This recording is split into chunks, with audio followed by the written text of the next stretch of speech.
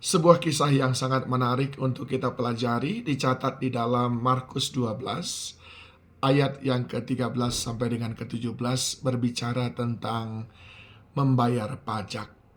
Di sana ada orang Farisi dan juga kelompok Herodian ingin mencobai Yesus dengan sebuah pertanyaan jebakan. Pertanyaannya adalah apakah Yesus perlu memberikan pajak? Yesus tahu mereka punya niat yang jahat. Kalau Yesus berkata tidak usah, maka mereka akan menyebut Yesus sebagai penentang pemerintah. Tapi kalau Yesus berkata harus, maka Yesus akan dianggap sebagai orang yang tidak membela orang Yahudi yang sedang dijajah oleh Romawi. Tapi Yesus yang sudah mengerti isi hati mereka tidak mau kalah. Dia menjawabnya dengan penuh hikmat dan berkata, "Perhatikan, lihat koin itu. Ada gambar siapa di sana tertulis?" Jawab mereka, "Gambar dan tulisan Kaisar." Maka Yesus berkata, "Berikanlah kepada Kaisar apa yang wajib kamu berikan kepada Kaisar, dan kepada Allah apa yang wajib kamu berikan kepada Allah." Mereka semuanya heran mendengar jawaban itu. 3 hal penting yang dapat saya sampaikan kepada saudara lewat kisah ini. Yang pertama adalah kita hidup di tengah-tengah dunia yang akan selalu mempertanyakan iman percaya kita dengan berbagai macam motif ataupun tujuan, termasuk salah satunya adalah untuk melemahkan kita. Orang akan bertanya kepada saudara, "Bukankah engkau pengikut Kristus? Mengapa engkau miskin?" Orang akan berkata kepada saudara, "Bukankah engkau sudah rajin berdoa dan berpuasa, tapi sakit penyakitmu belum sembuh?" Orang akan berkata kepada saudara, "Bukankah engkau rajin melayani di rumah Tuhan, tapi mengapa anakmu narkoba? Bukankah engkau sudah berikan semuanya milikmu bagi pekerjaan Tuhan, tapi mengapa usahamu bangkrut?" Itu semuanya akan menjadi pertanyaan-pertanyaan buat kita dalam hidup ini, dan tentu saja tujuan mereka untuk melemahkan kita, mempertanyakan kembali iman kita.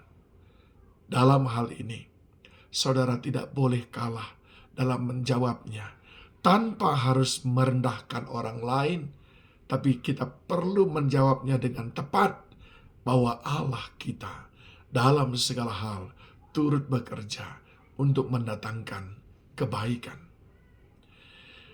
Yang kedua, saudaraku, poin penting di sini adalah Allah menghendaki. Yesus Kristus mengajarkan kepada kita, kita hidup di tengah-tengah dunia ini harus menjadi garam dan menjadi terang.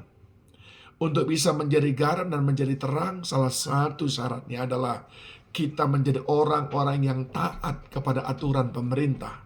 Kita menjadi orang-orang yang taat kepada sistem yang dibangun oleh komunitas di mana kita berada. Penting sekali hal ini kita mengerti, saudaraku. Kita tidak hidup sendirian. Kita di tengah-tengah komunitas. Kita punya pemerintah.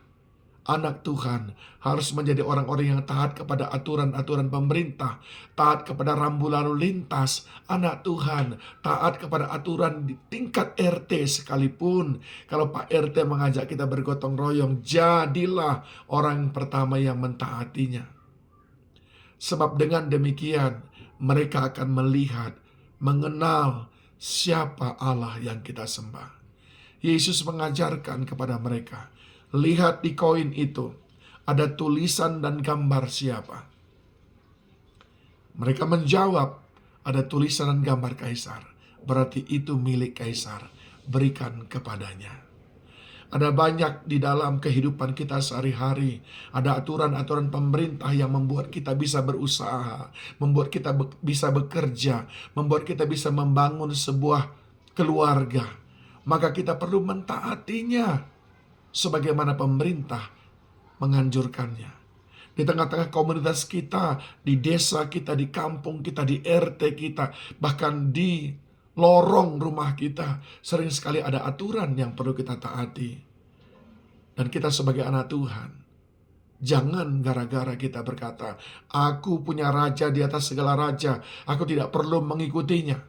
Ada kelompok tertentu tidak mau hormat bendera, tidak mau baca Undang-Undang Dasar 45. Bagaimana kita bisa menjadi berkat bagi banyak orang?